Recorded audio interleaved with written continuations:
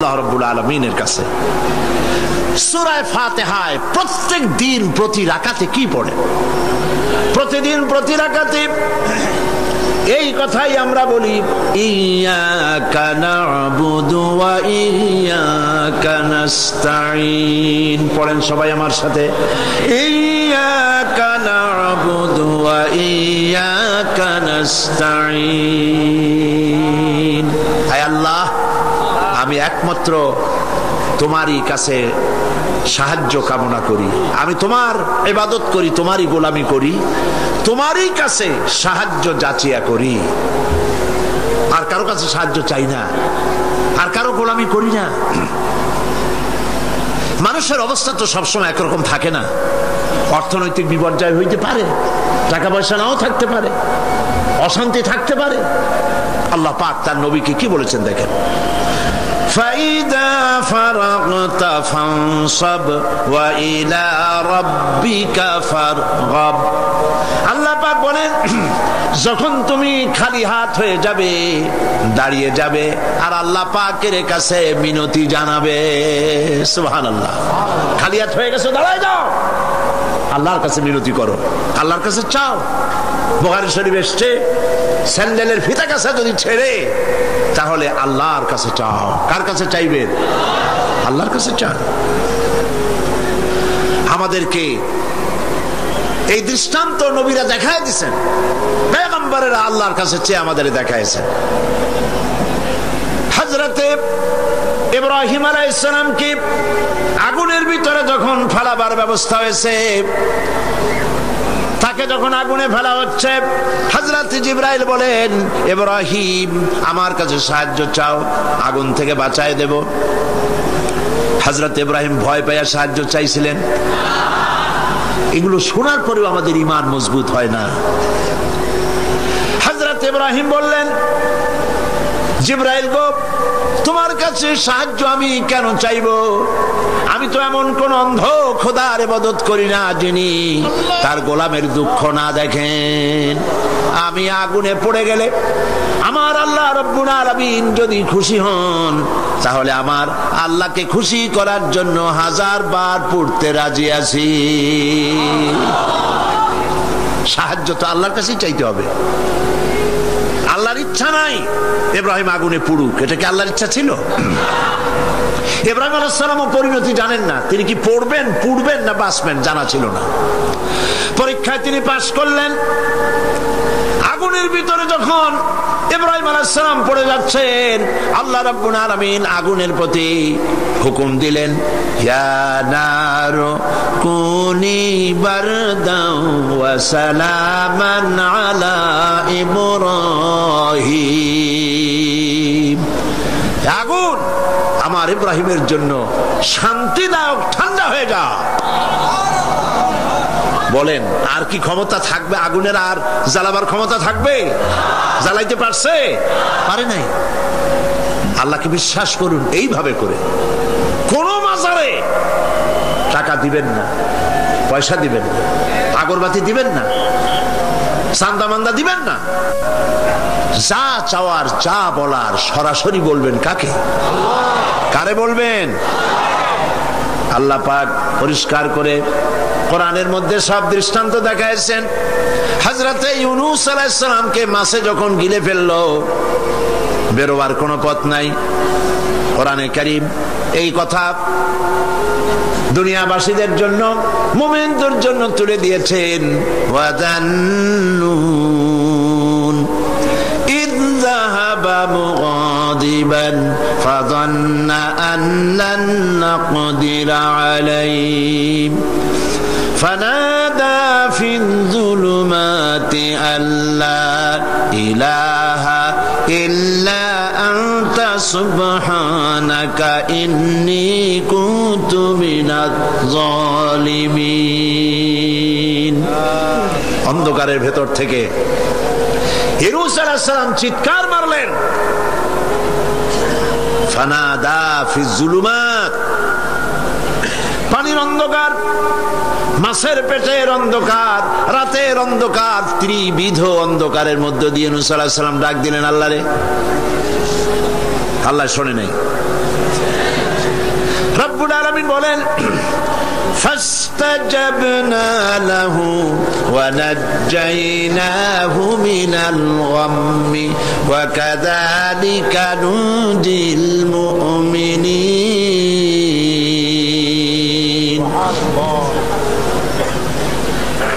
আল্লাহ রাব্বুল আলামিন বলেন আমি ইউনূসের ডাক শুনলাম আর ডাকের জবাব দিয়া দিলাম। মাছের পেটের ভিতরে যন্ত্রণা শুরু হয়ে গেল, ব্যথা শুরু হয়ে গেল। মাছ আর পানির মধ্যে থাকতে পারলো না। মাছ উপরে চলে এলো, কেনারায় চলে গেল। মাছ ববি করে ইউনূস আলাইহিস সালাম রে ফেলে দিল কেনারে। আল্লাহ পাক বলেন শোনো দুনিয়ার মানুষেরা, শুধু ইউনূসকে নয়, ওয়া কাযালিকা নুজিল মুমিনিন। মুমিনেরা যখনই বিপদে পড়বে আমারে যদি ডাকে আমি এইভাবে করে, ওয়া কাযালিকা এইভাবে করে আমি বিপদ থেকে বাঁচায় দেব। সুবহানাল্লাহ। সুতরাং আল্লাহ পাকের এই কোয়ালিটি বুঝতে পারলে এটাই হলো তাওহীদ। তাওহীদ সম্পূর্ণরূপে বুঝতে হবে, তাওহীদে প্রতিষ্ঠিত হতে হবে, শিরক থেকে বাঁচতে হবে, শিরক সম্পূর্ণরূপে বর্জন করতে হবে। এখন শিরকটা কি? শিরক হলো অংশ। এটা শরীক দিয়ে বললে বুঝতে ভালো, শরীক। আর এই শিরক হচ্ছে মিথ্যা, জুলম, বড় গুনাহ। যারাই আল্লাহর সাথে শরীক করে তারা বড় রকমের গুনাহ করে। আমি এই দৃষ্টান্তটা বুঝাবার জন্য এরকম দৃষ্টান্ত দেই শরীকদারি ব্যবসার সাথে। শিরক পার্টনার, শরীক। আল্লাহ পাকের কোন পার্টনারের দরকার আছে? আর যারা জবাব দিলেন না, আল্লাহ পাকের পার্টনারের কোন প্রয়োজন আছে? পার্টনারের প্রয়োজন হয় কেন? ধরেন ব্যবসা করবে কেউ, তো ব্যবসা করতে গেলে, পার্টনারশিপ বিজনেস করতে গেলে অভাবের কারণেই পার্টনার খোঁজে। পুঁজি আছে যা, সেই টাকা দিয়ে ব্যবসা চলবে না, একজন পার্টনার লাগবে পুঁজিওয়ালা। পুঁজির অভাবে মানুষ পার্টনার খোঁজে। আবার পুঁজি আছে কিন্তু বুদ্ধি নাই, লাইসেন্স নাই। বুদ্ধিওয়ালা লাইসেন্সওয়ালা একটা লোক পার্টনার হিসাবে নিতে চেষ্টা করে পার্টনারশিপ বিজনেসে। 3 নম্বরে পুঁজিও আছে, বুদ্ধিও আছে, লাইসেন্সও আছে, কিন্তু বয়সটা এমন যে এই বয়সে ব্যবসা করার মতো বয়স নাই, স্বাস্থ্যটা খারাপ। এই 3টা কারণে মানুষেরা পার্টনারশিপ বিজনেস করে। এখন আল্লাহর সাথে শরীক করলে আল্লাহ সহ্য করেন না, কারণ হলো আল্লাহর তো এই 3 অভাবের কোনো অভাব নাই। বুঝে আসে নাই মনে হয়? আল্লাহর পুঁজির অভাব আছে? আচ্ছা, আল্লাহর পুঁজি আছে কিনা তা আল্লাহর কাছেই জিজ্ঞেস করি। কেউ যদি আল্লাহকে প্রশ্ন করে তোমার পুঁজি আছে কি নাই, এই প্রশ্ন করার আগে রব্বুল আলামিন কোরআনে কারীমের মধ্যে জবাব দিয়ে রেখেছেন, ওয়াল্লাহু গানিয়্যুন ওয়া আনতুমুল ফুকারা। আল্লাহ হচ্ছেন অভাব মুক্ত, সব কিছুর মালিক তিনি গানি। আর তোমরা যারা পার্টনার খোঁজো তোমরা হলো ফকিরের গোষ্ঠী, মিসকিনের গোষ্ঠী, জুমরাতুল মাসাকিন। আর আমার পুঁজির অবস্থা শোনো, আল্লাহ পাক বলছেন মা ইনদাকুম ইয়ানফাদু ওয়া মা ইনদাল্লাহি বাক। তোমাদের পুঁজি ফুরায় যায়। গত বছর যা ছিল আস্থা নাই, 50 মণ ধান দিয়েছিলাম, খাইয়া খুইয়া সর্বনাশ করছো। ধান নাই, চাউল নাই, যা দেই সব খাইয়া শেষ করো। তোমাদের পুঁজি ফুরায় যায়। ওমা ইনদাল্লাহি বাক। আর আল্লাহর পাত্র থেকে, ভাণ্ড থেকে যত দেওয়া হয় ফুরায় না, ভরা থাকে। আল্লাহর কোনো পুঁজির অভাব নাই। শুধু তাই নয়, লাহু মাকালিদুস সামাওয়াতি ওয়াল আরদ। আকাশ আর জমিনের সব চাবিকাঠি হচ্ছে আল্লাহর কাছে। সম্পদের চাবি আল্লাহর কাছে। লিল্লাহি মা ফিস সামাওয়াতি ওয়া মা ফিল আরদ। আসমান এবং জমিনের সার্বভৌমত্বের একচ্ছত্র মালিক হচ্ছেন কে? আল্লাহ পাক। এই হলো পুঁজি। তাহলে আল্লাহর পুঁজির অভাব নাই। আর পুঁজির অভাব যখন নাই তখন পার্টনারেরও কোনো প্রয়োজন নাই। এরপরে 2 নম্বরে মানুষ পার্টনার খোঁজে, জ্ঞান বুদ্ধির অভাব ঘটতে পড়ে। ব্যবসা করার মতো জ্ঞান নাই, বুদ্ধি নাই, লাইসেন্স নাই। আল্লাহর কি এরকমের অবস্থা? মহান আল্লাহ রাব্বুল আলামিন বলেন, ওয়াল্লাহু ইয়ালামু ওয়া আনতুম লা তা'লামুন। আল্লাহ সব জানেন, তোমরা জানো না কিছুই। তোমরা কিচ্ছু জানো না। ওয়ামা উতীতুম মিনাল ইলমি ইল্লা কালিলা। সামান্যতম জ্ঞান দিয়েছি তোমাদেরকে, আর সমস্ত জ্ঞানের উৎস কে? কোনো জ্ঞান নাই, সামান্যতম জ্ঞান। আর এই জ্ঞান দিয়ে ওনারা হন বুদ্ধিজীবী। বিরাট বিরাট বুদ্ধি। বুদ্ধি মাথায় এত গিজ গিজ করে, বুদ্ধির গরমে মাথায় চুল জাগে না, সব সময় মাথা গরম। কি বুদ্ধি? কইছে দেয়ার ইজ নো গড। সব বুঝছি বলে কি বুঝছো? কইছে দেয়ার ইজ নো গড। স্রষ্টা নাই, আল্লাহ বলতে কেউ নাই। নাউযুবিল্লাহি মিন যালিক। এরকম শয়তান একটা মরছে, ঢাকা বিশ্ববিদ্যালয় ছিল। মরার পর সেই সময়ের প্রধানমন্ত্রী তিনি বললেন, বাংলাদেশের নাকি এই লোক মরায় খুব ক্ষতি হয়েছে। আমি বলেছি ক্ষতি কিছু হয় নাই, বরং ভালো হয়েছে, শয়তান একটা কমছে। এ মরার আগে বলেছে, আমারে কাফন দিবা না, দাফন দিবা না, গোসল করাবা না। কি করবা? তো বলে মরার পর আমারে নিয়ে মেডিকেল কলেজে দিবা, ছাত্ররা আমারে দিয়ে অপারেশন শিখবে, যাতে যাতে মানুষের অপারেশন করে উঠে রুগীরে ভালো বানাইতে পারে। মরার পর তার কথা মতো যখন মেডিকেল কলেজের দিকে লাশ নিয়ে যাওয়া হচ্ছিল, ছেলেরা বলছে লা হাওলা ওয়ালা কুওয়াতা ইল্লা বিল্লাহ, আমরা মাপ চাই। সারা জীবন আল্লাহরে অস্বীকার করছে। ওই লোকটারে দিয়া কাটা ছেঁড়া শিখা যদি কোনো লোকের অপারেশন করি, যাও রুগী বাঁচবে, তাও বাঁচবে না, মরবে। ফিরাও শয়তান। বাডমের মারিচুরিতে ডিপ ফ্রিজের মধ্যে এ শয়তানের লাশ এখনো আছে। লাশের অবস্থা এমন হয়েছে, যদি রাস্তা ভালাইয়াও দেয়, কবর তো হবে না, কপালে নাই, কবর হবে না, দাফন হবে না। আল্লাহর সাথে নাফরমানি করলে কি সাজা হয় আল্লাহ দেখান। আল্লাহরে যদি মানত, গোসলটা হইতো, কাফনটা হইতো, জানাজাটা হইতো, মানুষের দোয়া করতো, কপালে নাই, কপাল পোড়া। আল্লাহরে অস্বীকার করছে বুদ্ধির ঠেলায়। লাশের অবস্থা এমন হয়েছে, এখন যদি রাস্তায় ভালাইয়া দেয়, কুত্তাও খাবে না। কারণ আমাদের দেশের কুত্তা এত অভদ্র না যে এত পচা লাশ খাবে। প্রিয় ভাই, সব আল্লাহ পাক সব জানেন, তোমরা কিচ্ছু জানো না। হ্যাঁ, তোমরা জানবা যদি কোরআনের কাছে আসতে পারো। আসল বুদ্ধি, আসল জ্ঞান কোরআনের ভিতরেই। সুবহানাল্লাহি ওয়া বিহামদিহি। এরপরে তাহলে দেখা গেল 2 নম্বর পুঁজিও আল্লাহর আছে। আছে কিনা? পার্টনার দরকার আছে? পার্টনারের দরকার নেই। 3 নম্বরে শক্তির অভাব, সেজন্য পার্টনার খোঁজে। আল্লাহর শক্তির খুব অভাব নাকি? শক্তি টের পাইছেন কিনা? টের পাইছেন কিনা? বুঝে নিয়েন কি কইতে চাই।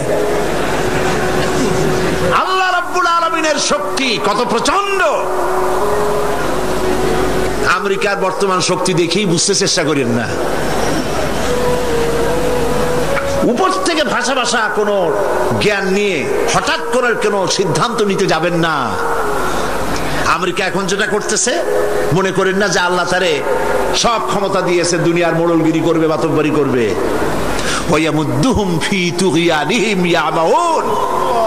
আল্লাহ একটু ঢিল দিছে। দেখেন না, যারা বর্ষি বায় নদীতে, মাছে যখন আদার গেলে ওরে কি বলে? বর্ষিতে যেটা থাকে ওটারে কি কয়? সারি। আরে হুইল কি? যেটা খায় মাছে ওইটা কি? চাদার অথবা সারি, আপনারা যাতে খুশি হন বলেন, ওইটা, হ্যাঁ সেরা, ওইটা মাছে যখন খাইলো তখনই পাকা শিকারি দড়ি ধরে টান দেয় না, ছুটে যাইতে পারে, গেল ভালো করে। এরপরে জম্মের গেলার পর নারী বুড়িতে বেঁচায় যায়, তারপরে হুলে ধরে আর টান দিয়ে নিয়ে আসে, যত বড় রাঘব বাল হোক উবারে এসে হা করে পড়ে থাকে।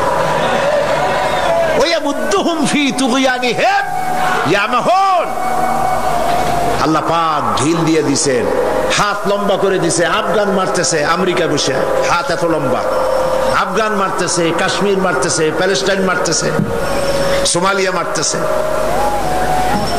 আল্লাহ পাক ঢিল দিয়ে দিয়েছে। এরপরে যখন আল্লাহ ধরবে, রাশিয়া এরকম শেষ ছিল না, জনমের সাথে শেষ ছিল কিনা, আল্লাহ টাইট করছে কিনা, সুবহানাল্লাহ। বিনা যুদ্ধে চিৎপটাং, কোন যুদ্ধ বুদ্ধ লাগে নাই, কেমনে মরা লাশের গাও দিয়া গোস্ত যেমন খুইসা খুইসা পড়ে, সোভিয়েত ইউনিয়ন খুইসা পয়সা শেষ, আছে অস্তিত্ব। আল্লাহ পাক যখন ধরবেন, ইন্না বাতশা রাব্বিকা লাশাদীদ, আল্লাহ পাক যখন ধরবেন তার পাকড় থেকে বাঁচাইতে পারে এমন ক্ষমতা আকাশেও কারো নাই, জমিনেও কারো নাই। সেই জন্য ক্ষমতার পুরাটা মালিক হচ্ছেন কে? এই কারণেই এই দুর্বলতার, এই ত্রিবিধ দুর্বলতার কারণে মানুষের পার্টনারশিপ বিজনেস করতে হয়, পার্টনার অংশীদার খুঁজতে হয়। আল্লাহর কোনো পার্টনারের কোনো প্রয়োজন নাই, আল্লাহর কোনো পার্টনার প্রয়োজন নাই, দরকার নেই। শিরক, সর্বাবস্থায় শিরক থেকে বাঁচতে হবে। মানুষ, আমাদের দেশের মানুষেরা না বুঝে সবের নিয়তি শিরক করে বসে, নাউজুবিল্লাহ বলে সবের নিয়তে শিরক করে। হযরতে বড় পীর আব্দুল কাদের জিলানী রাহমাতুল্লাহ আলাইহির নামে কত দুরূদ বানাইছে, ইয়া আব্দুল কাদের জিলানী শাইয়ান লিল্লাহ, নাউজুবিল্লাহ বলবেন না, নাউজুবিল্লাহ বলবেন না। হযরত বড় পীর আব্দুল কাদের জিলানী রাহমাতুল্লাহ আলাইহি নিঃসন্দেহে আল্লাহর মাহবুব বান্দা, বড় ওলি, পীরে কামেল, মাহবুবে সুবহানী আমরা তাকে বলি। কিন্তু ইয়া আব্দুল কাদের জিলানী শাইয়ান লিল্লাহ, হে আব্দুল কাদের জিলানী আপনি আমাদেরকে কিছু দেন, সাহায্য করেন। নাউযুবিল্লাহি মিন যালিক। যারা এই যত দুরূদ পড়ে তারা জাহিল জাহিল জাহিল। এই ধরনের দরুদ যারা শিক্ষা দেয় তারাও জাহিল।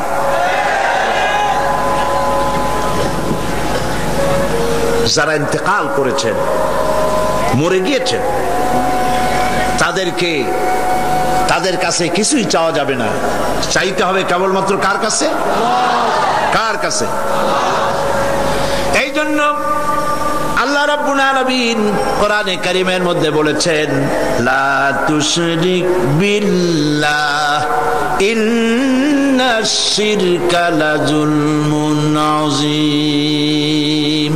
কথাটা আসলে হযরত লোকমান হাকিমের। তিনি তার ছেলেকে বুঝাচ্ছেন, ছেলেকে যতগুলি নসিহত তিনি করেছেন। সূরা লোকমানের তাফসীর করেছিলাম না কেন, মনে আছে আপনাদের? হযরত লোকমান হাকিম ছেলেকে যেসব নসিহত করেছিলেন, এই সব নসিহত শুধু কিতাবে কোরআনে লিখে থাকার জন্য নয়, এই নসিহতগুলি আমরাও যেন আমল করি আর আমাদের সন্তানদেরকেও যেন আমল করাই। ছেলেকে বুঝাবেন, স্ত্রীকে বুঝাবেন। আল্লাহ পাক সাফ করে বলছেন, লা তুশরিক বিল্লাহ, আল্লাহর সাথে কাউকে শরীক স্থাপন করো না। ইন্নাশ শিরকা লাযুলমুন আযীম, প্রকৃতপক্ষে শিরক হচ্ছে বড় জুলম, অত্যাচার। এটা হলো জুলম। এ শব্দের ব্যাখ্যা হচ্ছে ওয়াজউস শাই ফি গায়রি মুহাল্লি, যে জিনিস যেখানে রাখা সেটা সেখানে না রেখে আরেক জায়গায় রাখার নামই হলো জুলম করা। টুপি তো মাথায় শোভা পায়, টুপি কোথায় রাখবেন? কিন্তু হাঁটুর উপরে যদি রাখেন তাহলে টুপির উপরে জুলুম করা হয়। টুপি মাথায় রাখবেন, টুপি দিয়া যদি বাজার করে আনেন তরি তরকারি, তাহলে টুপির উপরে কি করা হবে? জুলম করা হবে। নৌকা চলে পানি দিয়া, কিন্তু রাস্তার উপরে যদি টানায় রাখেন তাহলে নৌকার উপরে কি করা হইল? জুলুম করা হইল। সোজা কথা। চশমা নাকের উপরে রাখাবার জন্য, কিন্তু চশমা যদি মাথার উপরে ভালাইতেন তাহলে চশমার উপরে কি করা হইল? জুলুম করা হইল। যেই সব জিনিস, যেসব শক্তি আল্লাহ রাব্বুল আলামিনের, সেইগুলি মানুষের কাছে চাওয়া, অদৃশ্য কোনো কিছুর কাছে চাওয়া, এটাই হচ্ছে শিরক, এটাই হলো জুলম।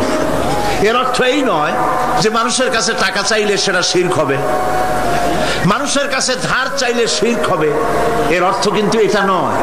অদৃশ্য থেকে কোনো কিছু সাহায্য পাওয়ার আশায় চাওয়া আল্লাহ ছাড়া অন্যের কাছে, এটার নাম, কথা বুঝে আসছে কিনা?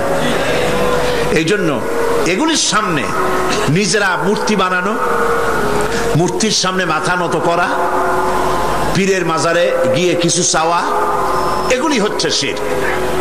এগুলি আপনি কেন চান? আপনার দিলের ধারণা যারা চায় যেখানে গেলে কিছু পাওয়া যাবে। মনে রাখবেন, বহুত মাজার আছে যেই মাজারে কোনো মুদ্দারি নাই, সাইনবোর্ড একটা লাগাই দিয়েছে, সাইনবোর্ড একটা লাগানো আছে পয়সা আদায় করার জন্য। মাজারগুলি মানুষের ধর্মীয় অনুভূতিতে আঘাত লাগায়া, ধর্মীয় অনুভূতিতে স্পর্শকাতর কথা বলে তাদের কাছ থেকে পয়সা নেওয়া। আমি ঝিনাইদহ মাগুরা লাইনে একটা মাজার দেখেছি, সেখানে লেখা আছে সাইনবোর্ডে, ড্রাইভার ভাই মাজার বহুত গরম, আস্তে গাড়ি চালাইবেন।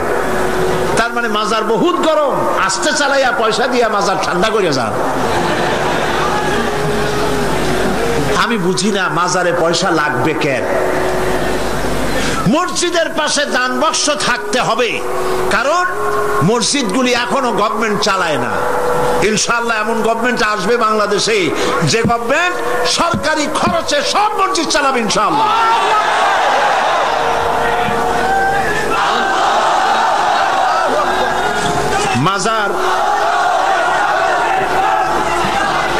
মাজারে চান্দার বাক্স কেন? মাজারে পয়সা দেব কেন? এই প্রশ্ন বুদ্ধিমানদের মাথায় আসা উচিত। কেন দেব? যিনি ইন্তেকাল করেছেন ওনার কি এখন টাকার প্রয়োজন? বলেন আপনারা। শীত বস্ত্র উনি কিনবেন, কোনো কিছু খাবেন, আপনারা কেন বিশ্বাস করেন না? উনি যদি সত্যি আল্লাহর ওলি হন, আল্লাহ পাক কোরআনে বলে দিয়েছেন এদের রিস্কের ব্যবস্থা আল্লাহর কাছে, ওনারা আল্লাহর কাস্টোডিওতে আছেন। আপনারা কেন পেরেশান হয়ে পয়সা দেন? ওগুলো দিয়ে উনি কি খাবেন? এই পয়সাগুলি দিয়ে উনি কি কিনবেন? এই পয়সাগুলি মাজারের মুতাল্লি যারা আছে, কমিটিতে যারা আছে, অধিকাংশ পয়সাগুলি দিয়ে তারা ট্রান্সপোর্ট বিজনেস করে, এক্সপোর্ট ইম্পোর্ট বিজনেস করে, কোটি কোটি টাকার মালিক হয়েছে আপনাদের পয়সা দিয়ে, আর আপনি শিরক করেছেন ওখানে পয়সা দিয়ে। তবে কোন মাজারকে কেন্দ্র করে যদি কোনো মসজিদ, কোনো এতিমখানা, কোন মাদ্রাসা যদি তৈরি হয়, মাদ্রাসায় দিবেন, এতিমখানায় দিবেন, মসজিদে দিবেন, অবশ্যই মাজারে এক পয়সাও দিবেন না। কে বলেছে আপনাকে মাজারে গম্বুজ উঠাইতে? কেন উঠাইছেন? কেন উঠাইছেন? কি জবাব দেবেন? মাজারে গম্বুজ কেন দিয়েছেন? কি জবাব দিবেন? কে বলেছে গম্বুজ তুলতে? পীর সাহেবদের কবরের মর্যাদা বেশি না সাহাবায়ে কেরামদের কবরের মর্যাদা বেশি? মদিনা যায় দেখতে পারেন না? সাইয়্যিদুশ শুহাদা হযরত হামজা রাদিয়াল্লাহু তাআলা আনহু, দুনিয়ার সব ওয়ালি আলেম ওলামা যদি এক জায়গায় হয়, হযরত হামজার একখানা হাতের সমান হবে? হবে? সেই মাজারে তো কোনো গম্বুজ নাই। হযরতে ইবনে মাসউদ রাদিয়াল্লাহু তাআলা আনহু, হযরত ইবনে আব্বাস রাদিয়াল্লাহু তাআলা আনহু, হযরত আবু সাঈদ খুদরি রাদিয়াল্লাহু তাআলা আনহু, হযরত উসমান রাদিয়াল্লাহু তাআলা আনহু, অন্তত 10,000 সাহাবীর মাজার তো জান্নাতুল বাকিতে রয়েছে। একটা গম্বুজ নাই, একটা চাদর নাই, একটা আগরবাতি নাই, একটা মোমবাতি নাই। আপনারা কেন এইসব করেন? কে কি বললো আপনারা কেন শুনবেন? জেহেন সাফ করে নেবেন। কোরআনে জানাই, হাদিসে জানাই, মানি না, মানবো না। ঠিক কিনা বলেন? কোরআনে জানাই, হাদিসে জানাই, এই কথা বলার জন্য যদি হিন্দুস্তান থেকে কোনো পীর আসে মানবো তার কথা? যদি পাকিস্তান থেকে কোনো পীর আসে মানবো? যদি চীন থেকে, সৌদি আরব থেকে কোনো বুজুর্গ আসে মানবো? সাফ কথা। তুমি পীর যে দেশের হও, তুমি আলেম যে দেশের হও, কোরআন হাদিসে জানাই মানি না, মানি না, মানি না। এটার নামই হলো ইসলাম। এটার নাম কি? এটার নাম আকীদা। এই আকীদা সাফ করতে হবে। মুসলমানদের এই আকীদা সাফ হতে হবে। এই আকীদা যদি সাফ হয় তাহলেই আমরা বাঁচতে পারবো। কথা বুঝতে পেরেছেন? কথা বুঝে আসছে? বলছিলাম বহুত মাজার আছে, মুদ্দান নাই। বহুত মাজার এমন আছে, মুদ্দান নাই। এক কিতাবে আসছে এরকম, একজন পীর সাহেব, তার বাড়িতে এক মাজার এবং বাড়িতে ওরস হয়। তার মুরিদও বাড়িতে একটা মাজার হয়েছে এবং সে ওরস করে। অন্যান্য মুরিদরা এসে পীর সাহেবরে বললো যে আপনার এই মাজারে আপনার বাড়িতে আর কি লোক হয়, আর এই মাজারে আর কত লোক আসে? আপনার মুরিদের বাড়ি যায় দেখেন, ওরসে কত লোক আর কি পরিমাণ মানুষ পয়সা করি সেখানে দেয়, ওই মাজার গরম বেশি। পীর সাহেব চিন্তা করলো ওই লোকটা তো আমার কাছে মুরিদ হয়েছে, ও মাজার পাইলো কই? ওই মুরিদে রাতের বেলা ডাকে নিয়ে কয়, বেটা সত্যি কথা বল, মাজার পাইছো কই? কয় হুজুর মাজার টাজার কি, আপনার কাছে মুরিদ হইলাম, আপনি একটা গাধা দিলেন আমারে, ওই গাধাটা নিয়ে ব্যবসা বাণিজ্য করে কিছু পয়সা পাতি হয়েছিল, হঠাৎ করে গাধাটা মরে গেল, এখন আমি যাই কই? বহুত মুসিবতে পড়ে গেছি।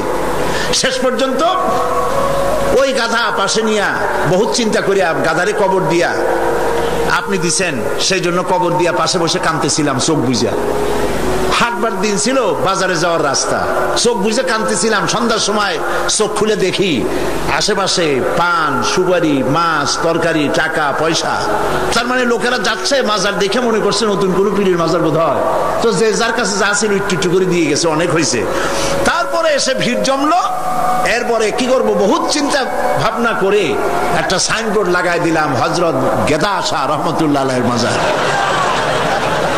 পীর সাহেব বললেন খারাপ হয় নাই, আমি যে তোমারে গাধাটা দিছিলাম ওইটার মায়ের কবর হলো আমার বাড়িতে।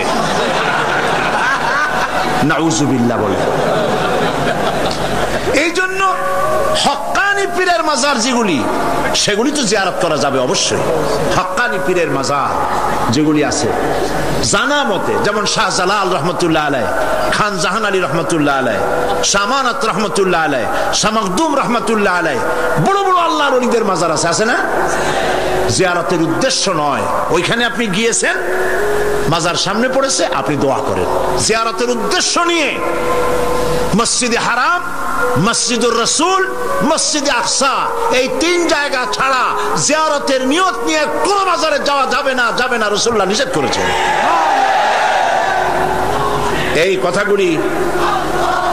এই কথাগুলি যদি আমাদের মনে থাকে তাহলে আমরা উপকৃত হতে পারবো। বলি আলহামদুলিল্লাহ, বলেন আলহামদুলিল্লাহ। আপনি আমার আল্লাহ কি শুনতে পান না? বলেন পান কিনা? তিনি দেখতে পান, তিনি সব শুনতে পান, সব দেখতে পান। কাজী যা বলবেন আল্লাহকে বলেন। ওয়াইজা সাআলতা ফাসআলিল্লাহ ওয়াইজা ইসতাআনতা ফাসতাইন বিল্লাহ।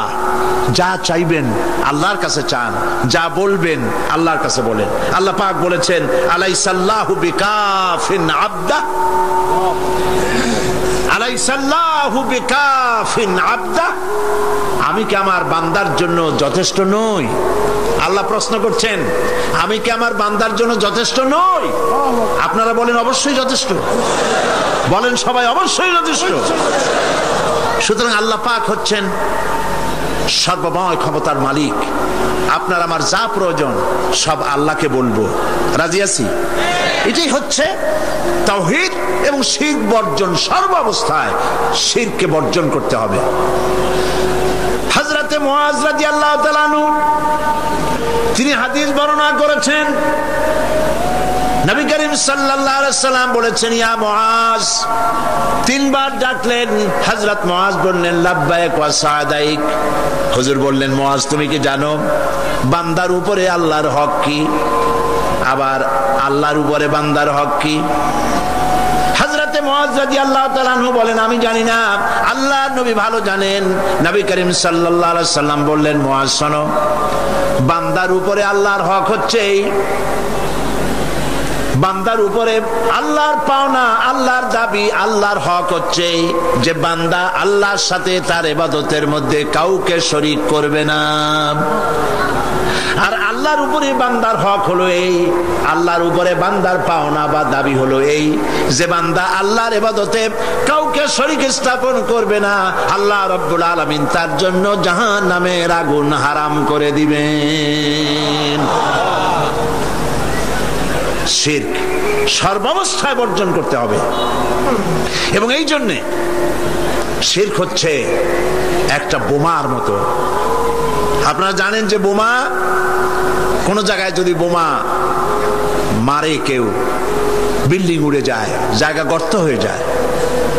একটা বিল্ডিং বানাতে খরচ হলো 50 লক্ষ টাকা, 1 কোটি টাকা বা 5 কোটি টাকা খরচ হয়েছে একটা বিল্ডিং করতে। এটা উড়ায় দেওয়ার জন্য মাত্র কয়েক কেজি ওজনের একটা বোমা যথেষ্ট। এই বোমার দাম কি আমি জানি না। একটা বোমা একটা বিল্ডিং এর তলায় রেখে দিল বা দূরে কোথাও রাখলো, এরপরে রিমোট কন্ট্রোল দিয়ে সুইচ অন করলো, এই বিল্ডিংটা থাকবে আস্ত না উড়ে যাবে? উড়ে যাবে কিনা? 50 কোটি টাকা খরচ করা বিল্ডিংটি সামান্য কয়েক হাজার টাকা দামের একটা বোমা বিস্ফোরণের সঙ্গে সঙ্গে বিল্ডিংটা যেভাবে হাওয়ায় মিলিয়ে যায়, অনুরূপ ভাবে কিয়ামতের দিন শিরক মিশ্রিত আমলনামা নিয়ে যে সব বান্দা আল্লাহর দরবারে হাজির হবে, ওদের ব্যাপারে রব্বুল আলামিন বলেন ওয়াকাদিমনা ইলা মা আমিলু মিন আমালিন ফাজআলনাহু হাবাআম মানসুরা। ওয়াকাদিমনা ইলা মা আমিলু মিন আমালিন, আমি বান্দার আমলনামার দিকে আমি যখন মনোযোগী হব, আমি যখন বান্দার আমলনামা দেখব, আর ওই আমলনামার ভেতরে যদি শিরক মিশ্রিত দেখতে পাই, ফাজআলনাহু হাবাআম মানসুরা, আমলনামাকে ধুলি কণার সঙ্গে উড়াইয়া দেব।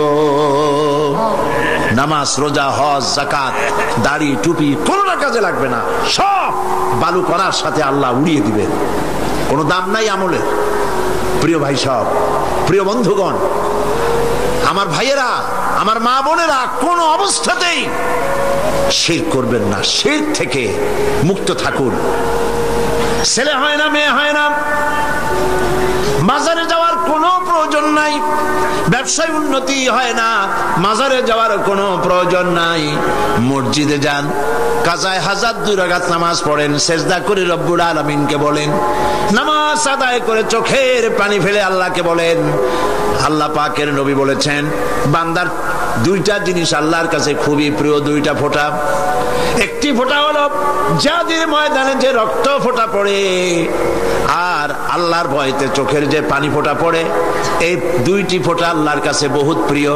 নবীজি আরো বলেছেন বান্দা যখন কান্দে গুনাহ মাফির জন্য, অভাব অভিযোগের জন্য বান্দা যখন কান্দে, তার চোখের পানি নাকের অগ্রম, নাকের আধা দি আসতে পারে না, তার মধ্যে রব্বুল আলামিন তাকে ক্ষমা করে দেন। আমরা যেন আল্লাহর কাছে চাইতে শিখি, বলেন আমিন। আল্লাহ রাব্বুল আলামিনের কাছে আমাদের যা প্রয়োজন, গায়ব থেকে সাহায্য পাওয়ার জন্য যা প্রয়োজন, কাকে বলবো? আল্লাহ পাককে বলবো। ঈমানকে সালিট করতে হবে।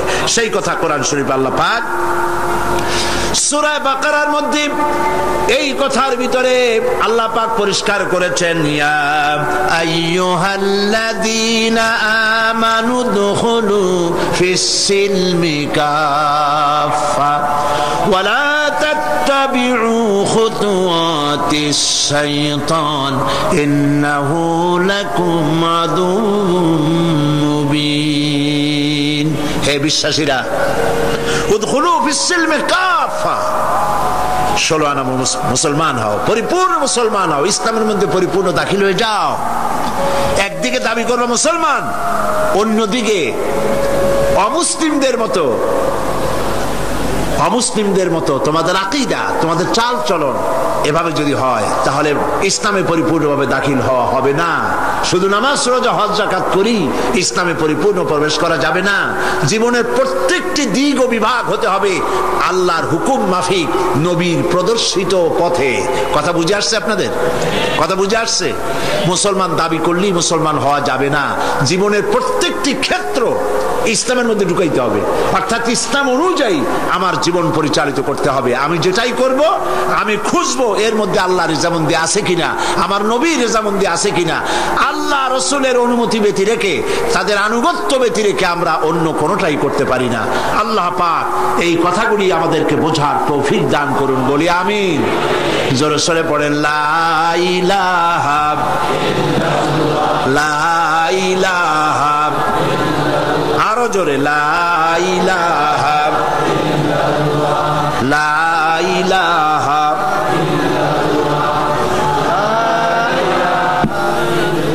লা ইলাহা ইল্লাল্লাহু মুহাম্মাদুর রাসূলুল্লাহ। আমরা এখন মোনাজাত করব,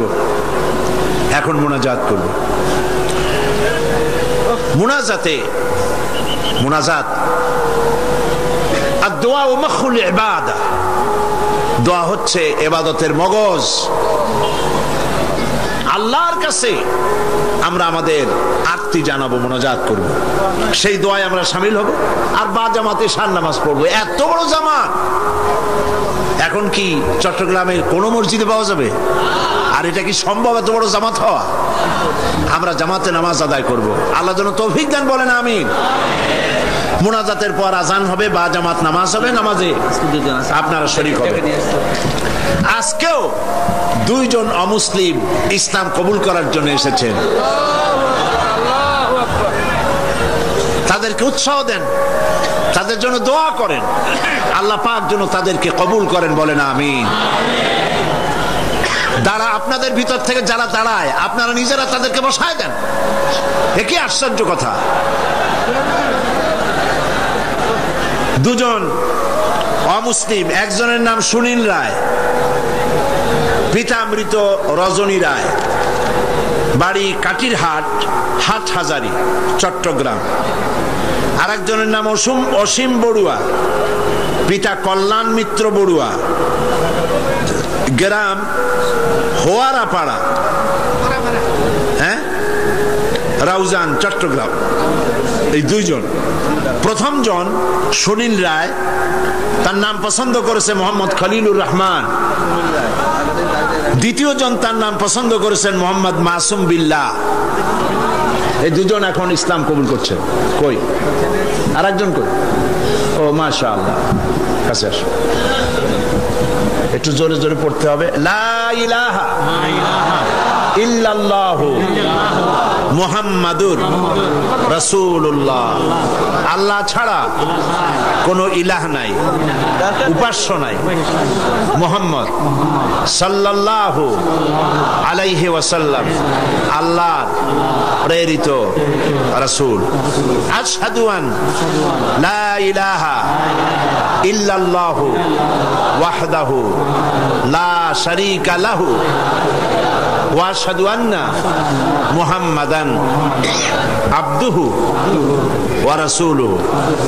আমি সাক্ষ্য দিচ্ছি আল্লাহ ছাড়া কোন ইলাহ নাই, কোন উপাস্য নাই। তিনি এক, তিনি একক, তার কোন অংশীদার নাই।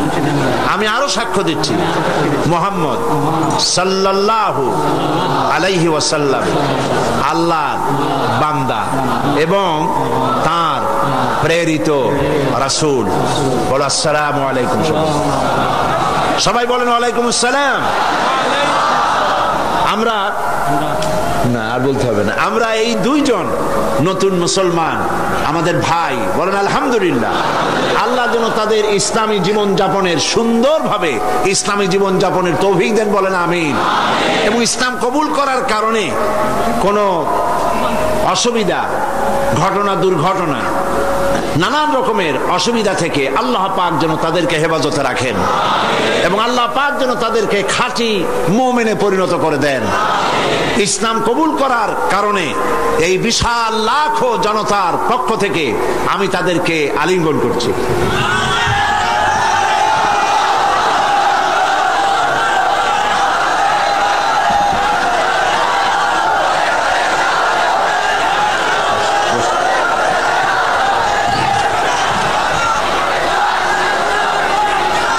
আজকে মুনাজাতের আগে মাত্র কয়েকটি কথা, তা হলো এই, গতকালও আমি বলেছি, আজকেও বলছি, মুনাজাতের কথা বলার সময় কিছু লোক চলে যেতে চেষ্টা করেন, এটা ঠিক না, মুনাজাত করেই যাবেন, এটি মনে রাখবেন আপনারা মেহেরবানি করে, মনে থাকবে তো? তারপরে কথা হচ্ছে, গতকালও বলেছি, প্রত্যেক দিন আপনারা পকেটে করে টাকা নিয়ে আসবেন, তাফসিরের মাহফিল জীবনের শ্রেষ্ঠ সম্পদ মনে করবেন এবং একটা বাজেট রাখবেন তাফসিরের মাহফিলের জন্য। আমি গতকাল বলেছি, হযরত মাওলানা শামসুদ্দিন সাহেব খুব পেরেশানিতে আছেন তার সমস্ত লোকজন নিয়ে, যেহেতু অন্তত 20 না 25 লক্ষ টাকা, কত 22,60,000 টাকা, প্রায় ধরুন 23 লক্ষ টাকা তাদের বাজেট। তো এই টাকা, আমার বিশ্বাস, আমার অন্তরের অন্তঃস্থল থেকে বিশ্বাস, এই টাকা যা বাজেট আছে তার থেকে বেশি হবে ইনশাআল্লাহ, আল্লাহ দিবে, বলেন আমিন। তা আপনারা মেহেরবানি করে টাকা নিয়ে আসবেন, বাড়ি থেকে প্রতিদিন আনবেন এবং প্রত্যেক দিন এই বাক্স রাখা আছে না সব জায়গায়? বাক্স আছে, চাদর আছে, আল্লাহর হস্তে আমার মায়েরা, আমার বোনেরা, আপনারা সবাই মিলে টাকা দিয়ে যাবেন। মা বোনদের জন্য আমার শারীরিক কারণে আলাদা কোনো প্রোগ্রাম করতে পারবো না এবার, তবে তাদের জন্য আলাদা আমি একটা দিন আলাদা বক্তব্য রাখবো ইনশাআল্লাহ। এই মাহফিলেই মা বোনদের জন্য আলাদা বক্তব্য রাখবো ইনশাআল্লাহ, বলি ইনশাআল্লাহ। মা বোনেরা, ভাইয়েরা, সবাই মিলে এই মাহফিলের জন্য প্রচুর পরিমাণ টাকা আপনার পক্ষে যা সম্ভব আপনি দিবেন, বন্ধুদের কাছ থেকে আদায় করে দিবেন, আল্লাহ যেন তৌফিক দেন, বলেন আমিন। এরপরে গতকাল বলেছিলাম, ঢাকা থেকে এবং চট্টগ্রামের পুস্তক ব্যবসায়ীরা লক্ষ লক্ষ টাকা পুঁজি ইনভেস্ট করে এই চট্টগ্রাম তাফসীর মাহফিলে বিক্রয়ের আশায়, আর এই বইপত্রগুলি সব আপনাদের ঈমান বৃদ্ধির কাজে লাগবে, বলেন আমিন। বহুত বই আছে এখানে, বই অনেক। বৃহস্পতিবার সকাল 10টা থেকে শুধু মহিলাদের জন্য আমাদের বলবো। তো এই বইয়ের, ইসলামী বই মানুষকে ঠকায় না, নাস্তিকদের লেখা বই পড়লে ঈমান নষ্ট হয়, কিন্তু আলেমদের লেখা, ওলামাদের লেখা বই পড়লে ঈমান বৃদ্ধি পায়, বলেন আলহামদুলিল্লাহ। কারণ তারা কোরআন হাদিস দিয়েই বই লেখেন, কোরআন হাদিসের বই দিয়ে স্টলগুলি ভরা। আমি গতকালও বলেছি, এত বড় বই মেলা বাংলাদেশের কোথাও নাই, ইসলামী বইয়ের এত বড় মেলা বাংলাদেশে হয় না। আপনারা মেহেরবানি করে যাওয়ার সময় স্টলগুলিতে যাবেন এবং বইপত্র কিনবেন। ফাতিহাতুল কিতাব, সূরা ফাতিহা ছাড়া নামাজ হয় না। এই সূরায় এমন কি আছে যা না পড়লে নামাজ হবে না? সেই জন্য সূরা ফাতিহার তাফসীর আমি যেটা করেছিলাম এবং সম্পাদনা করেছি, লিখেছি, যারা সেপেছে তারা নাম রেখেছে তাফসীরে সাঈদী। সূরা ফাতিহার তাফসীর বাংলা ভাষায় সূরা ফাতিহার উপরে সর্ববৃহৎ কিতাব, 780 পৃষ্ঠার এই কিতাবখানা প্রত্যেক দোকানে পাওয়া যাবে।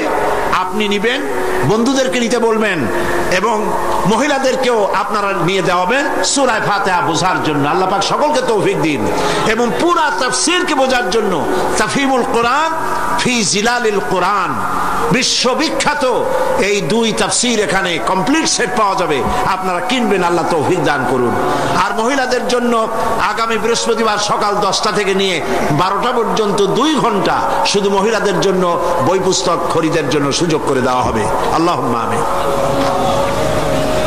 রব্বানা যালামনা আনফুসানা ওয়া ইন লাম তাগফির লানা ওয়া তারহামনা লানাকুনান্না মিনাল খাসিরিন। রব্বুল আলামিন লাখো মুসলমান নরনারী কোরআনের পাগল হয়ে, কোরআন প্রেমিক মুসলমানেরা, মুসলমান নরনারী একত্রিত হয়ে ঘন্টার পর ঘন্টা তোমার দ্বীনের কথা শুনেছি, দরুদ ও সালাম পড়েছি।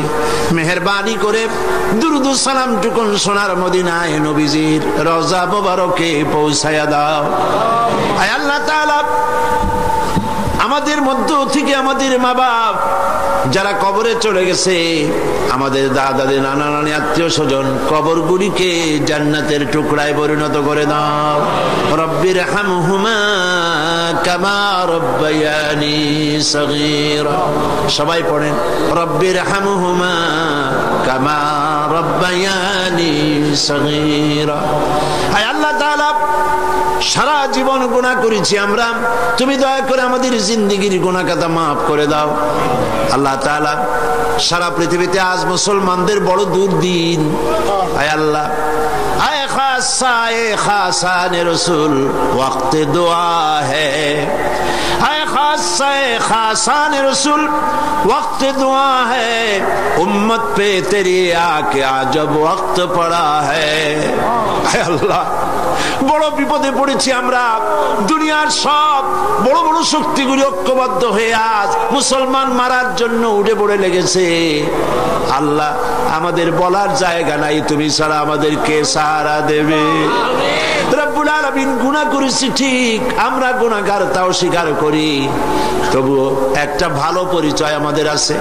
এই ভালো পরিচয়টা হলো আমরা তোমার হাবিবের উম্মত। এতটুকুন কারণে হলেও নবীজির সদকায় আল্লাহ তুমি দয়া করে দুনিয়ার মুসলমানদের বিপদ থেকে বাঁচাও। আয় আল্লাহ, দুনিয়ায় যেখানে যা কিছু ঘটে, সন্ত্রাসী ঘটনা, বোমা বিস্ফোরণের ঘটনা, যেখানে যা কিছু ঘটে, আল্লাহ দুনিয়ার কাফেররা ঐক্যবদ্ধভাবে সেই দোষ আমাদের মাথায় চাপায়। সুতানাতা দিয়া মুসলমান মারে, মুসলমানদের মসজিদ মাদ্রাসা শেষ করে, আলেম ওলামাদের উপরে আঘাত করে। আল্লাহ তুমি দয়া করে মুসলমানদেরকে সাহারা দাও। রব্বুল আলামিন, দুনিয়ার সব মুসলমানদের উপরে তোমার রহমত নাজিল করো। আল্লাহ তাআলা হযরত মাওলানা শামসুদ্দিন সাহেব, আল্লাহ তুমি তাকে হায়াতে তাইয়্যিবা সেহাতে কুল্লিয়া দান করো। আল্লাহ তাআলা ইসলামী সমাজ কল্যাণ পরিষদকে তুমি কবুল করো। আল্লাহ তাআলা হযরত মাওলানা মুমিনুল হক চৌধুরী সাহেব, আল্লাহ তাআলা সারা জীবন ইসলামের খেদমত করে করে বার্ধক্যে উপনীত হয়েছে, তার প্রতি তুমি রহম করো। সব ইসলামী আন্দোলনের নেতা কর্মীদের উপরে রহম করো। আল্লাহ তাআলা চার দলীয় ঐক্য জোটকে, এই ঐক্য জোটের ঐক্যকে চিরস্থায়ী করে দাও, ঐক্যকে মজবুত করে দাও। যারা ঐক্যে ফাটল ধরাতে চায়, আল্লাহ তুমি তাদেরকে হেদায়েত করে দাও। আল্লাহ, এই দেশটা একদিন, এই দেশে কোরআন সুন্নাহর আইন দিয়ে পরিপূর্ণ ইসলাম চলছে, এই দৃশ্য আমাদেরকে দেখাই দিও মাবুদ। রব্বুল আলামিন, কোরআনের তাফসীরের মাহফিল চট্টগ্রাম, আল্লাহ তাআলা এই তাফসীরের মাহফিলের ক্যাসেট সারা পৃথিবীতে ছড়িয়ে যায়।